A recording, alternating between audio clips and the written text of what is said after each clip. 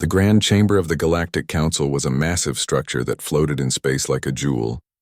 Inside, representatives from 17 different alien species sat in their designated sections. The room was circular, with holographic displays showing star maps and data streams. At the center stood a raised platform where those who wished to speak could address the entire council. Captain Daewon Park stood on that platform now, his dark uniform crisp and clean. Beside him was Ambassador Hyejin Choi, an older woman with gray hair tied back in a neat bun. They represented humanity, the newest species to join the galactic community. Around them, the aliens whispered and clicked and hummed in their various languages. Translation devices made sure everyone understood each other. High Chancellor Vornthak rose from his seat. He was tall, covered in green scales that reflected the chamber's lights. His species, the Thalrun, had been spacefaring for over 2,000 years. He looked down at the two humans with something like amusement in his yellow eyes. "We have called you here today for an assessment," Vornthak said. His voice was deep and carried easily across the chamber. "The Galactic Council must understand the military capabilities of all member species. Humanity has been part of our community for 30 years, yet you remain mysterious about your defensive forces." Hyejin stepped forward slightly. "We are happy to share information with the Council. Earth maintains a defensive fleet of approximately 400 vessels, ranging from small patrol craft to larger cruiser-class ships. Our weapons technology includes railguns, missile systems, and energy shields based on designs we have developed independently." The chamber erupted in noise. It took Daewon a moment to realize the aliens were laughing. The sound was strange because each species laughed differently. The Thalrun made a hissing sound. The insectoid Vraxians clicked their mandibles rapidly. The energy-based Feltiri pulsed with bright colors that somehow conveyed mockery. Admiral Kesix of the Vraxian Collective stood next. His exoskeleton was a deep purple, and his multiple eyes focused on the humans. 400 ships? He said, his translator making his clicks sound like words. "The Vraxian Collective maintains a fleet of 37,000 vessels. The Thalrun Empire has over 50,000, and you speak of 400 as if it were significant?" More laughter filled the chamber. Daewon kept his face completely neutral. He had been trained for this. Hyejin also showed no emotion, though he knew she must be feeling the sting of their mockery. Vornthak waved a clawed hand, and holographic images appeared above the platform. They showed human ships alongside alien vessels. The scale difference was dramatic. A human cruiser looked like a toy next to a Thalrun dreadnought. "Railguns," Vornthak said with clear disdain. "Primitive kinetic weapons. Humanity. You are barely past the chemical propulsion stage. Your shields are weak. Your ships are small. Your weapons are quaint." He paused. "We appreciate that you have tried, truly. But let us be honest about what you are. You stumbled into faster-than-light travel by accident.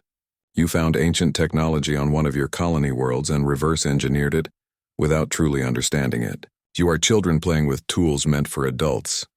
Counselor Ulmora, one of the Feltiri, shimmered into a humanoid shape made of pure light. "The Council does not mean to be cruel," she said, though her tone suggested otherwise. "We simply must face reality. A new threat approaches our galaxy. We have detected the Dracoth swarm advancing from the galactic rim. They are a hive mind species that consumes all biological life. In the past 3 years, they have destroyed 12 civilizations completely." The holographic display changed to show images of devastated worlds. Cities turned to ash, orbital stations torn apart, the wreckage of thousands of ships floating in space. Daewon had seen these images before in classified briefings on Earth. He knew what the Dracoth were capable of. "The swarm will reach Council space within 6 months," Ulmora continued. "Every species must contribute to our defense. The Council has decided that humanity will provide industrial support. Your worlds have raw materials and manufacturing capacity that we need. You will convert your factories to produce ships and weapons for the real military forces of the galaxy." Hyejin's voice was calm when she spoke.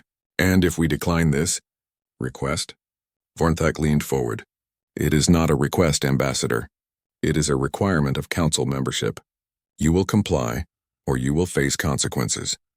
"What kind of consequences?" Hyejin asked. "Economic sanctions to start," Vornthak said, followed by isolation. "No trade, no technology sharing, no access to Council jump gates. And if you prove truly stubborn," he paused meaningfully, "the Council has ways of ensuring cooperation. Your 400 little ships would not last long against a disciplinary fleet. The threat hung in the air. Daewon watched Heejin carefully. They had discussed this possibility during the journey to the council station. Earth's government had given them clear instructions on how to proceed. We will need time to discuss this with our government, Heejin said. You have 1 week, Vornthak replied. Return to this chamber with your answer. But know this, humans. The galaxy is a dangerous place. Species that cannot defend themselves become subjects of those who can. The Council offers you protection and a place in our civilization. In exchange, you will contribute what you can. It is a fair arrangement. Admiral Kessex chittered something that the translator rendered as laughter. Perhaps it is fortunate you are weak. If you were strong, you might be competition. This way, you can serve a useful purpose without threatening anyone. Accept your place, humans. Not every species can be warriors. The session ended shortly after. Daewon and Hyojin were escorted back to their quarters on the station. The moment the door closed behind them and they were certain they were alone, Hyojin sat down heavily in a chair. That went exactly as Earth predicted, she said quietly. Daewon nodded. He moved to a secure terminal and began typing a message using encryption protocols that no council species could break. The message was simple and direct. It would be transmitted to Earth through quantum entanglement communication, arriving instantly regardless of distance. The message read, Council demands submission. Threatens force if we refuse. Dreketh threat confirmed. Recommend Protocol Omega. Request authorization for full disclosure. He sent the message and waited. The response came back in less than 5 minutes. Daewon read it twice to be certain he understood correctly. Then he showed the screen to Heejin. She read the message and smiled slightly. So it begins. The message from Earth was brief. Protocol Omega authorized. Full military disclosure approved. Show them what we really are. Good luck. Daewon deleted the message and destroyed the encryption keys. He looked at Heejin. We have 1 week. That gives Earth time to move the first armada into position. They mocked us, Heejin said softly. They called us children. They threatened our worlds. Yes, Daewon agreed. They did. Good, Heejin said. That makes what comes next much easier. Outside their quarters, the Galactic Council continued its business, completely unaware that they had just made the greatest mistake in their civilization's long history. They had looked at humanity and seen weakness. They had assumed that being new to space meant being primitive. They had laughed at the idea that humans could be warriors. Soon, very soon, they would learn the truth, and the laughter would stop. The command center beneath Geneva was 5 kilometers underground, carved from solid rock and shielded with technology that made it invisible to any scanning device known to exist. Fleet Admiral Taeyang Kim stood before a massive holographic display that showed the solar system and beyond. Around him, the most powerful military leaders of Earth waited in silence. Show me everything, Taeyang said. Dr. Yuna Lee stepped forward. She was young for her position as Director of Advanced Weapons Research, but nobody questioned her competence. She touched a control panel, and the holographic display transformed. What had shown 400 human ships suddenly revealed the truth. Thousands of markers appeared throughout the solar system and beyond. We currently maintain 12,000 combat vessels, Yuna said. The Council knows about 400 of them.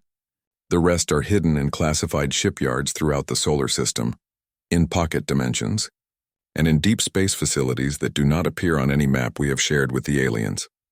General Sang-Woo Han, Chief of Special Operations, moved to stand beside her.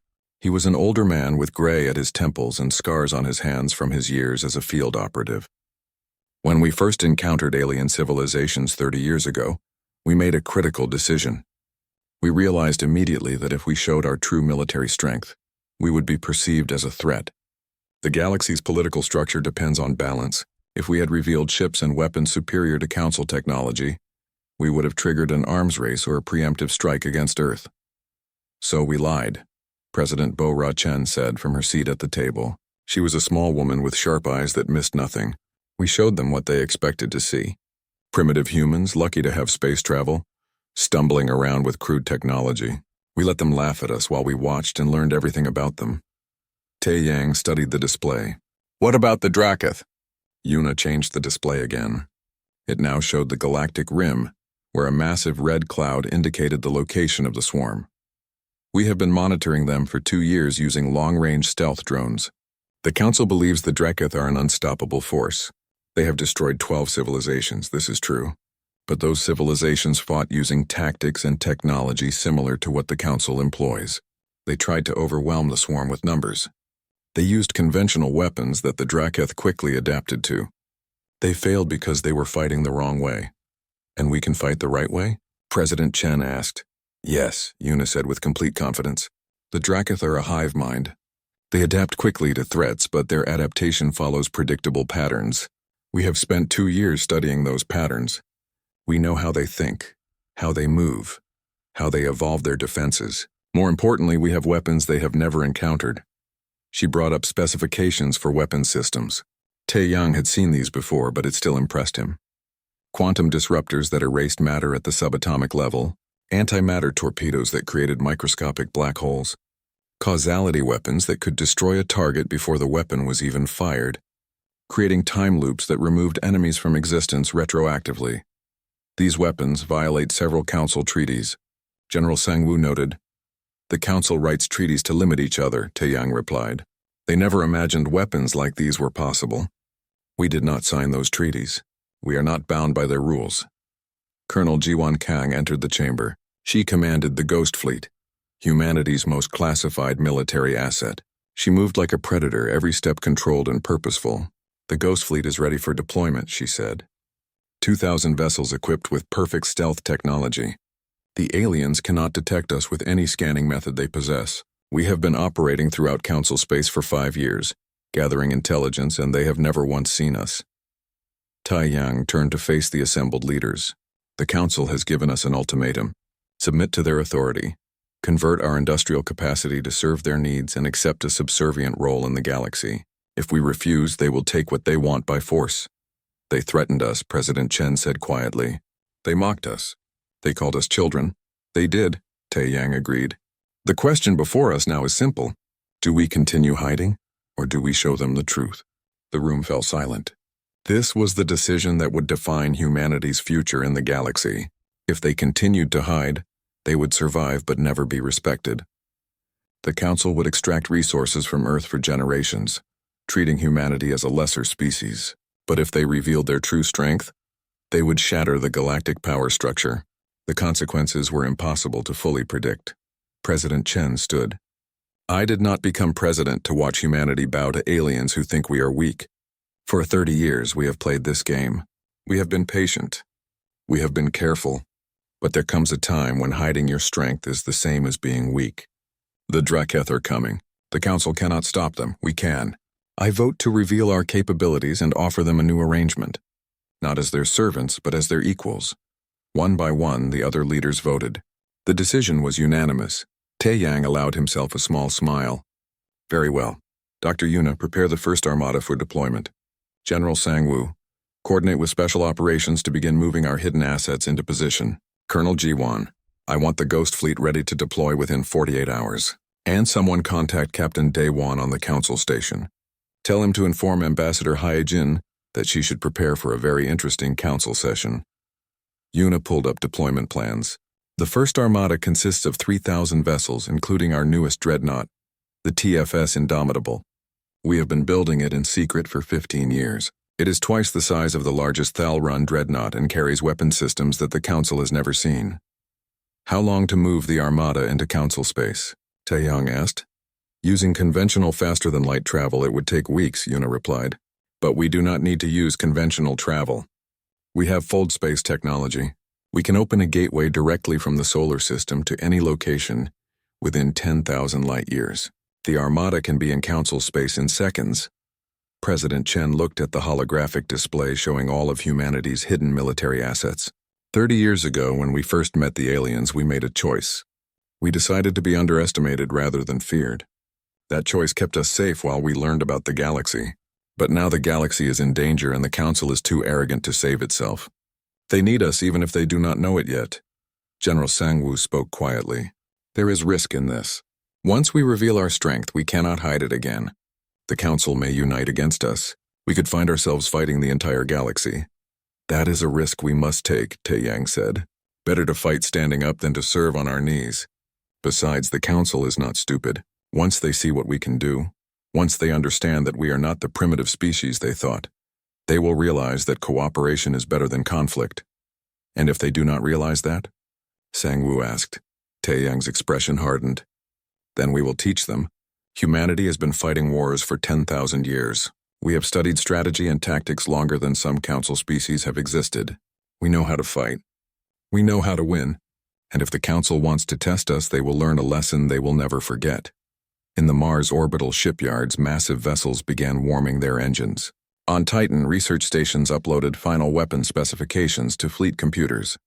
Throughout the solar system, thousands of human ships that had been hiding for decades began moving into formation. The Ghost Fleet powered up its stealth systems and prepared to jump. Earth was going to war. Not the war the Council expected, and not the war humanity wanted. But war was coming regardless, and humanity would face it the same way they had faced every challenge in their history, with overwhelming force, tactical brilliance, and absolute determination. The message reached Captain Daewon in his quarters on the Council station. He read it twice, then showed it to Ambassador Hee-jin. She nodded slowly. The Council session is in 3 days, she said. They expect us to submit. They will be disappointed, Daewon replied. Outside, the alien counselors continued their preparations for the coming war with the Draketh. They had no idea that humanity was preparing too. They had no idea what was coming. They had laughed at humans and dismissed them as primitive and weak. Soon, very soon, they would understand their mistake. And when they did, the entire galaxy would change forever. The alarm siren started 3 weeks earlier than anyone expected. Throughout the Galactic Council's defensive perimeter, sensors screamed warnings as massive gravitic distortions tore through space. High Chancellor Vornthak was eating his morning meal when the emergency alert reached him. He abandoned his food and rushed to the command center of his flagship. "Report," he demanded as he entered the bridge. His tactical officer, a younger Thalran named Kessatal, looked up from his displays with fear in his eyes. The Draketh swarm has arrived at the Vraxian border. They emerged from hyperspace simultaneously at 47 different points. Current count shows over 3 million individual bioships. Vornthak felt his blood run cold. 3 million. The Council's entire defensive fleet numbered only 8,000 ships. The math was terrible. "Sound the alert to all Council vessels," he ordered. "All ships to defensive positions immediately. Contact Admiral Kessex and tell him the Vraxians need to deploy their swarm fighter wings now." On the view screen, the Draketh became visible. They were not mechanical ships, but organic creatures that had evolved or been modified for space travel.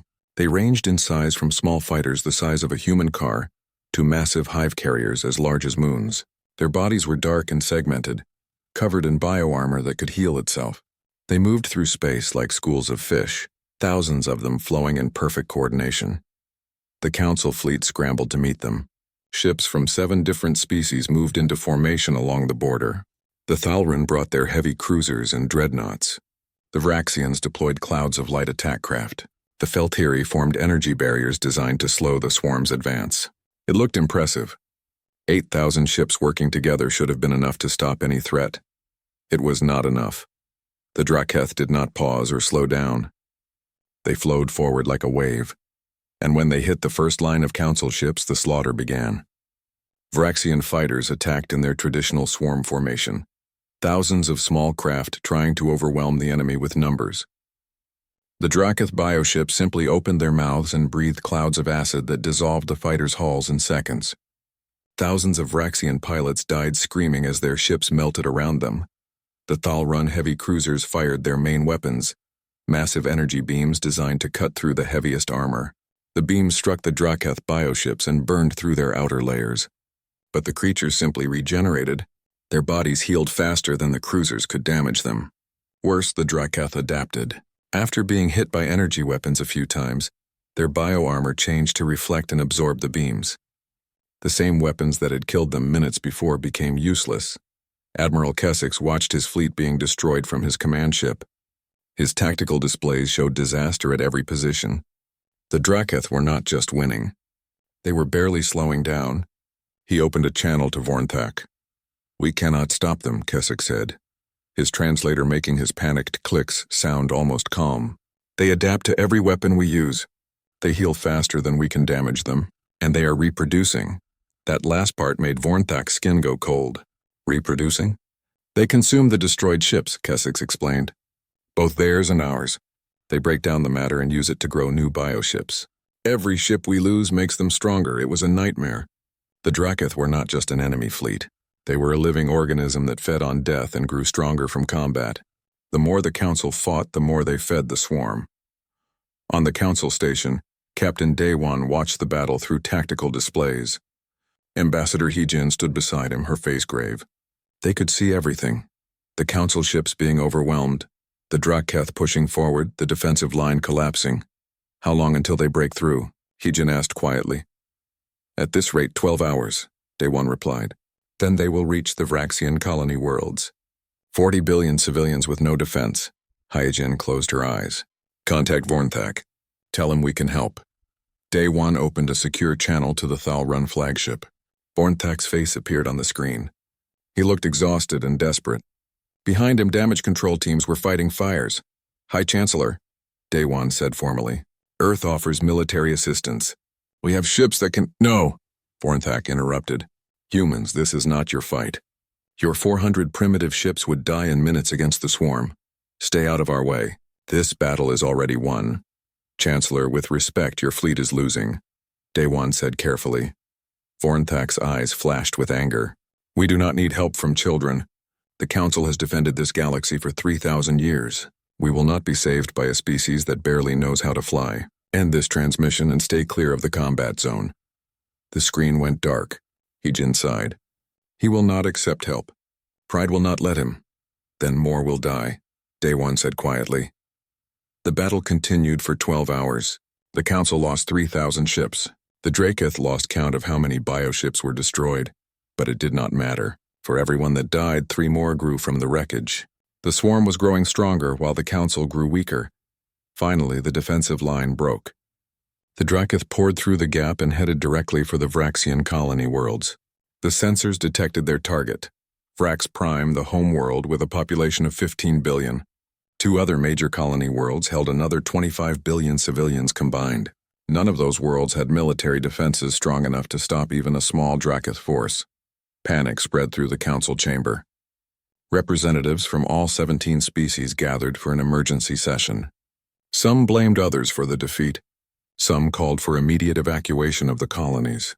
Some suggested surrendering to the Draketh and hoping they would show mercy. Vornthak stood before the Council, his armor scorched and damaged. We need reinforcements. Every species must commit whatever military forces they have in reserve. Send everything. We cannot let the Vraxian worlds fall. What about the humans? Someone asked. Vornthak hesitated. Then he sighed. Fine, tell the humans they can contribute their ships. Every vessel matters now, even primitive ones. Ambassador Heejin stood. Thank you, High Chancellor. Earth will send our fleet immediately. The Council barely acknowledged her words. They were too busy panicking, too focused on their defeat. Nobody noticed when Heejin and Daewon left the chamber. Nobody saw them smile. In deep space, far beyond the Council's ability to detect, Vice Admiral Subin Nam stood on the bridge of the TFS Indomitable. Around her massive dreadnought, 3,000 human warships waited in perfect formation. They had been here for 2 days watching the battle through stealth probes, waiting for orders. The orders arrived. All ships, Subin said calmly into the fleet-wide channel. Prepare for fold space jump. Target coordinates are the Vraxian colony region. We are going to war. Around her, the bridge crew worked with practiced efficiency. The TFS Indomitable hummed with power as its fold space drive charged. Throughout the fleet, 3,000 human ships prepared to do something the Council had never seen. Jump an entire armada across thousands of light years in an instant. On the Council station, alarms began sounding. Sensors detected a massive gravitic distortion forming near the Vraxian worlds.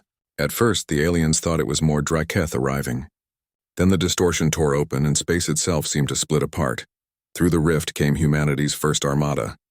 3,000 warships emerged in perfect formation, each one appearing exactly where it was supposed to be, not a meter off position. At their center was the TFS Indomitable, a ship so large it made the Council's greatest dreadnoughts look like toys. In the council chamber, every alien stared at the tactical displays in shock. The humans had not sent 400 primitive ships. They had sent 3,000 advanced warships that had just performed a tactical jump that should have been impossible. Vornthak's hands shook as he stared at the display. What? How? Vice Admiral Subin's voice broadcast on all frequencies, calm and professional. This is the Terran Defense Force. We are taking command of this engagement. All council vessels fall back to a safe distance. We will handle the Draketh from here. Admiral Kessex, watching from his damaged command ship, could not believe what he was seeing. They lied, he whispered. The humans lied about everything. On the council station, Captain Daywan allowed himself a small smile. Not lied, he said quietly, though no one heard him. We just did not tell you the whole truth. You assumed we were weak because we were new. You never asked what we were capable of. Now you will see. The Draketh swarm, sensing new prey, began turning toward the human fleet. 3 million bioships against 3,000 human vessels. To the council, it looked like suicide. To humanity, it looked like target practice. The battle that would change the galaxy forever was about to begin. The Draketh swarm moved like a living thing because it was a living thing. 3 million bioships changed direction simultaneously, flowing through space toward the human fleet. On the council station, the aliens watched with a mixture of horror and grim satisfaction. The humans had arrived with impressive ships, but they were about to be destroyed. No one survived contact with the swarm. Vice Admiral Subin Nam stood calmly on the bridge of the TFS Indomitable. Around her, crew members worked at their stations with quiet efficiency. Nobody was panicking. Nobody was afraid. They had trained for this moment for years. All ships execute Formation Delta 7, Subin ordered. What happened next made every alien watching gasp in disbelief. The entire human fleet, all 3,000 ships, vanished. Not destroyed, vanished. One moment they were there, and the next moment space was empty. The Draketh swarm flowed forward into emptiness, searching for prey that had disappeared. Then the human fleet reappeared. But now they were not in a defensive line. They had performed a synchronized quantum jump, something the Council did not even know was possible. Now the 3,000 human ships surrounded the swarm completely. The Draketh found themselves in the center of a sphere of human vessels. They were trapped. Fire, Subin said simply. The TFS Indomitable's main weapon activated. It was called a quantum disruptor, though that simple name did not capture what it actually did. A beam of pure white light shot from the dreadnought and touched the swarm. Where the beam hit, bioships did not explode. They did not burn.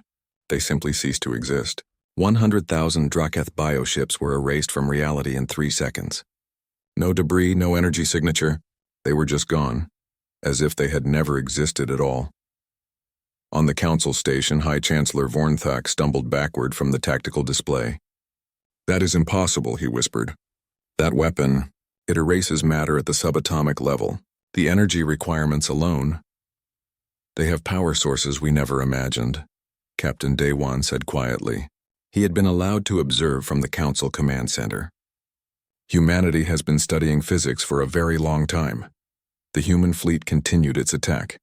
Captain Hyunwoo Shin commanded the TFS Retribution, a stealth carrier that had been invisible even to human sensors until it chose to reveal itself. Now it decloaked in the heart of the swarm and launched fighter squadrons. The fighters were small, each one carrying a single pilot enhanced with neural interface technology that connected their minds directly to their ships. Commander Yoonji Seo led the first squadron. Her call sign was Reaper, and she had earned it. Her fighter moved through the swarm like a dancer, impossible to predict, too fast to track. The missiles she fired were not explosive. They were antimatter warheads that created microscopic black holes on impact. Each missile struck a bioship and opened a tiny tear in space-time. The black hole existed for only a fraction of a second before collapsing, but in that instant it pulled the bioship into oblivion. The Draketh tried to adapt. It was what they did. Their bioarmor changed to resist the quantum disruptor. Their bodies evolved defenses against the antimatter missiles. But humanity had studied the swarm for 2 years. They knew every adaptation the Draketh could make. Cycle to weapon configuration Gamma, Subin ordered. The human ships switched weapons. Now they were using plasma cannons that superheated matter to millions of degrees. The Draketh adapted their armor to resist heat. The human ships switched again. this time to kinetic impactors that struck with the force of small asteroids. The swarm adapted. The humans switched again. Dr. Yuna Lee had designed the weapon systems with 17 different configurations. The human ships cycled through them faster than the Draketh could adapt. Every time the swarm evolved a defense, humans were already using a different weapon. The bioships could not keep up. Admiral Kessex watched from his damaged vessel, his multiple eyes unable to believe what he was seeing. They are fighting perfectly. Every move is calculated. Every weapon switch is timed to maximum efficiency. How? Humanity has been fighting wars for 10,000 years, Daewon explained. We have studied every form of combat. We understand tactics and strategy better than any species you have met. This is not luck. This is preparation. Then something happened that made even Daewon pause. Space itself seemed to ripple, and suddenly there were more human ships. 2,000 vessels appeared from nowhere, materializing in perfect attack formation. These were the Ghost Fleet commanded by Colonel Ji-Wan Kang. Council Station, this is Ghost Leader. Ji-Wan's voice came through clearly. Sorry we are late. We were busy positioning for optimal strike coordinates. The Ghost Fleet fired weapons the Council had never imagined. They were called causality disruptors, and they violated every law of physics the aliens understood. The weapons fired backward through time. A Draketh bioship would explode before the human ship even pulled the trigger. The effect was surreal and terrifying. Bioships throughout the swarm began detonating spontaneously, destroyed by weapons that had not yet been fired. That is impossible, Vornthak said again. He kept saying it, but the evidence was right in front of him. The battle lasted 6 hours. The human fleet moved with perfect coordination, each ship knowing exactly where every other ship was, what it was doing, what it would do next. The Draketh swarm, which had destroyed 12 civilizations, which had overwhelmed the Council's fleet with ease, was being systematically annihilated. The Draketh tried everything. They sent suicide swarms of small bioships to overwhelm the human fighters. Yunji and her pilots destroyed them by the thousands. They deployed their largest hive carriers, moon-sized creatures with armor kilometers thick. The TFS Indomitable's quantum disruptor erased them from existence. They attempted to flee, to escape and regroup. The Ghost Fleet cut off every escape route and destroyed them as they ran. On the Council Station, the aliens watched in absolute silence. Species that had been fighting each other for political advantage for centuries now stood together, united in their shock. The humans were not just winning. They were winning perfectly. Not a single human ship had been destroyed. Not one pilot had died. Finally, it ended. The last Draketh bioship was destroyed by a causality weapon that removed it from reality, 3 seconds before it actually died. The swarm, all 3 million bioships, was gone. The space around the Vraxian colonies was clear except for the human fleet, hanging in perfect formation, not a ship out of position. Vice Admiral Subin's voice broadcast on all frequencies. This is the Terran Defense Force. The Draketh threat has been eliminated. Vraxian colonies are secure. Council vessels may return to their defensive positions.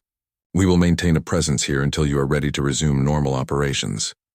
High Chancellor Vornthak sank into his command chair. His hands were shaking. Around him, his bridge crew stared at their displays in shock. They had just watched humans do what 12 civilizations had failed to do. The unstoppable swarm had been stopped. The unbeatable enemy had been beaten, and humanity had done it with 0 casualties. How? Vornthak asked quietly. How is any of this possible? Captain Daewon turned to face him. His expression was carefully neutral, but there was something cold in his eyes. You assumed we were primitive because we are new to space. You mocked our 400 ships and laughed at our railguns. You never asked the right questions.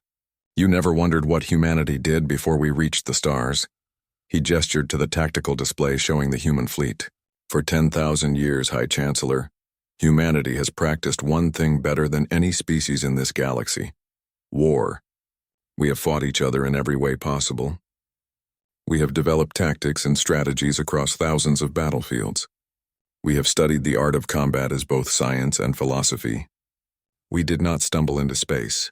We have been preparing for this moment since we first looked at the stars and wondered what was out there. Vornthak stared at him. 400 ships. You told us you had 400 ships. We have 12,000 combat vessels, Daewon said calmly. What you saw today was 25% of our fleet. The first armada. We have 5 more armadas in reserve. Each one as powerful as what you just witnessed. The council chamber was so quiet you could hear the air circulation systems. Finally, Admiral Keswick spoke, his voice barely a whisper through his translator. You lied to us. For 30 years you lied, we were cautious, Daewon corrected. When we first met your species, we realized that showing our true strength would make us a threat. The galaxy's political structure depends on balance. If we had revealed these weapons and ships, you would have either attacked us or started an arms race. So we showed you what you wanted to see. Primitive humans, lucky to have space travel, weak and harmless. While you watched us, Vornthak said slowly, understanding dawning. While we laughed at you, you were studying us, yes, Daewon confirmed. We learned your languages, your cultures, your technologies, your military capabilities. We placed observation posts throughout Council space that you thought were simple research stations. We monitored your communications. We mapped every ship, every base, every defensive position. You thought we were children learning from the adults. In truth, we were predators studying prey. Are we prey? Ulmora asked, her energy form pulsing with fear. The emergency session of the Galactic Council was the most tense meeting in 3,000 years of their history. Representatives from all 17 species gathered in the Grand Chamber. But this time there was no laughter, no casual conversation, no political games. Everyone sat in silence, watching the holographic displays that showed humanity's fleet still positioned near the Vraxian colonies. High Chancellor Vornthak called the session to order. His voice was different now, no longer arrogant or dismissive, but careful and measured. We are here to discuss humanity's proposal. They have offered a new arrangement, full partnership with equal status in the Council, in exchange for their military protection. They destroyed the Draketh, one representative said quietly, the swarm that killed 12 civilizations. The humans eliminated it completely in 6 hours. With 0 casualties, another added. Not one human ship was lost. They have weapons we cannot comprehend, a third said. Weapons that erase matter from existence. Weapons that fire backward through time. They have been hiding their true power for 30 years while we treated them like primitives. Admiral Keswick stood. His exoskeleton still showed damage from the battle with the Draketh. We must face reality. Humanity is not just our equal. They are superior to us in every military capacity. Their technology is decades or maybe centuries ahead of ours. Their tactics are perfect. They have more ships than we knew existed, and they have been watching us, studying us, learning everything about us while we remained ignorant. Should we be preparing for war with them? Someone asked. The chamber fell silent. That was the question everyone feared but needed to ask. Counselor Ulmora's energy form pulsed thoughtfully. I'm old, she said. I have observed many species across many centuries.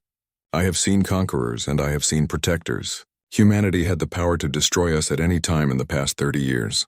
They could have revealed their fleet and demanded submission. Instead, they hid and watched. They waited. Even when we mocked them, threatened them, they remained patient. That is not the behavior of conquerors. Then what are they? Vornthak asked. Survivors, Ulmora replied.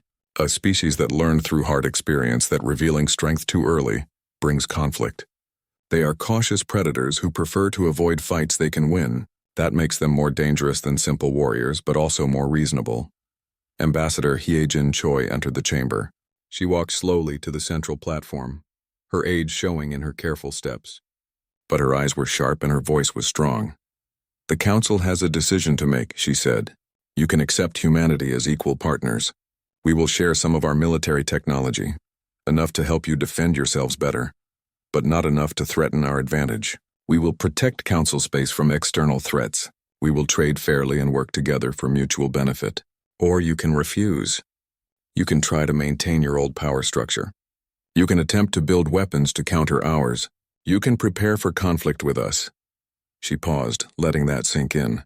But understand this, if you choose conflict, you will lose. Not because we want to fight you, but because we are better at war than you can imagine. We have been fighting each other for 10,000 years.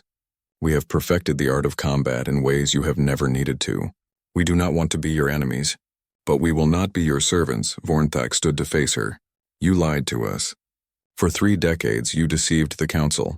We were cautious, Hyejin corrected, echoing what Daewon had said.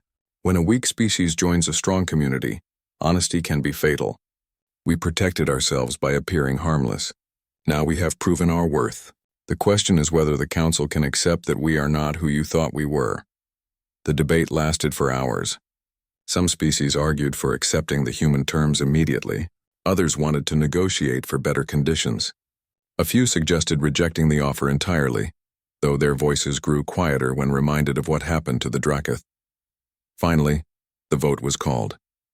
One by one, each species gave their answer. Some voted yes with enthusiasm. Others voted yes with reluctance. But in the end, the result was unanimous. The Council would accept humanity as equal partners. Ye Jin bowed slightly. The Terran government thanks the Council for their wisdom. Over the following weeks, the galaxy began to change. Fleet Admiral Taeyang Kim established the Terran Defense Protocol. Human ships would patrol the most dangerous regions of Council space. The Ghost Fleet would monitor for threats that conventional sensors might miss. In exchange, humanity gained full access to Council trade networks, technology exchanges, and political influence. The TFS Indomitable and the First Armada became a permanent presence near the Galactic Rim, watching for any signs of new threats. The other 5 armadas remained hidden, their locations classified, but everyone knew they existed. Humanity's military power was now understood, even if not fully revealed. Dr. Yuna Lee began limited technology sharing with Council scientists. She showed them improved shield designs and more efficient power systems. But the quantum disruptors, the causality weapons, the fold space drives, those remained human secrets. The Council would grow stronger, but humanity would remain strongest. One evening, Captain Daewon met privately with High Chancellor Vornthak in a small conference room on the Council station. The Thalran looked older somehow, as if the recent events had aged him. "I need to understand," Vornthak said quietly. "Why did you wait so long? You could have revealed your strength at any time. Why endure 30 years of mockery and disrespect?"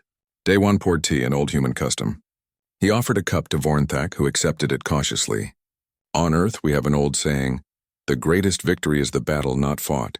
If we had revealed our power immediately, what would have happened? The Council would have seen you as a threat, Vornthak admitted. Yes, and you would have united against us or started building weapons to counter ours, or both. There would have been an arms race. Perhaps a war. Many would have died, including humans. Instead, we waited. We let you think we were weak. We learned about you, and when a real threat appeared, we were ready to help rather than fight you. But we treated you terribly, Vornthak said. We mocked you. We threatened you. Yes, Daewon agreed. You did. But humans understand pride. We know what it is to be powerful and to look down on others. We have made the same mistakes in our own history. We do not judge you harshly for it. We simply ensured you could not hurt us because of it. Vornthak sipped the tea. It was strange to his biology, but not unpleasant. What will humanity do now? You have the most powerful military in the galaxy. You could take whatever you want. We could, Daewon acknowledged. But we will not. Conquest is expensive and temporary. Trade is profitable and sustainable. Peace allows us to focus on science and culture rather than war. We would rather build than destroy, as long as we are safe to do so. And if someone threatens that safety, Daewon's expression hardened. Then we will respond as we did to the Dracoth. Completely and without mercy. We are peaceful by choice, not by weakness. Never forget that distinction. On Earth, President Bora Chen met with her military advisors in the command center. General Sang Wuhan presented updated intelligence reports. The Council has accepted our terms, he said. Human ships are being welcomed at stations throughout their space. Trade agreements are being signed. Diplomatically, this is a complete success. Good, President Chen said. And militarily? The Council knows about the First Armada and the Ghost Fleet, Colonel Ji-Wan Kang reported. They do not know about the 2nd through 6th Armadas.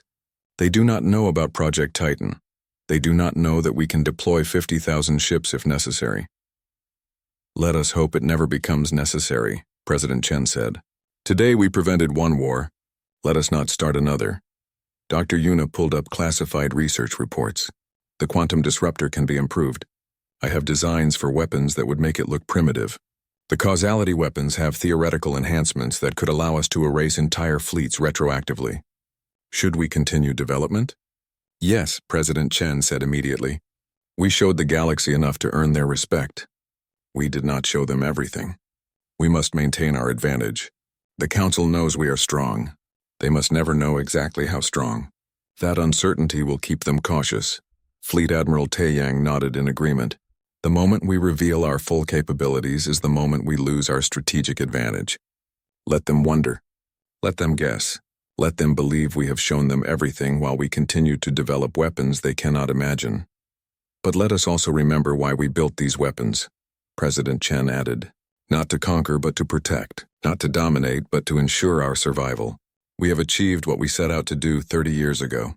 Humanity is safe, respected, and free. We must never lose sight of those goals. Months passed. The galaxy adjusted to its new reality. Human ships became a common sight throughout Council space. Trade flourished. Cultural exchanges began.